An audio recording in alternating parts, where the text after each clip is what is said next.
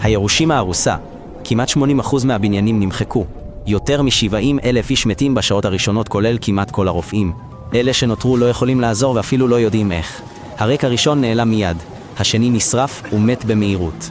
השלישי עדיין גם מסתתר באסמרה או השוטה מיטה לאוכל אורז שנמצא. אבל הגשם השחור כבר גבה את מחירו. ביום השלישי ליבו פשוט עוצר. הרק השלישי מרים את ראשו בפעם האחרונה. השמיים כבר בהרימה ואל אותו ענן פטריות מופיע לנגד עיניו. הכל חושב ובוצע בדיוק.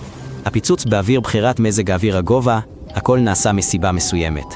זה היה ניסויר כשהפעם לא במדבר אלא בעיר שבה גרו אנשים. העיר כולה הפכה לשטח ניסויים.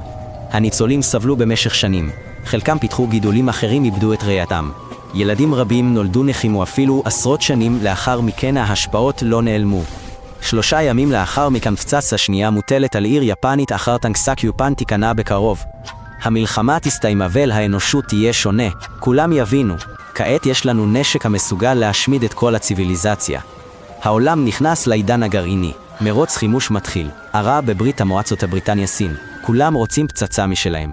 ממגורות צוללות וטילים נבנים. הירושימה הופכת למילה ששולחת צמרמורת בעמוד השדרה. הניסוי שלנו הסתיימו לראשונה, 3 ריקים מתו בבת אחת. הירשמוזה לא היה קל עבורם.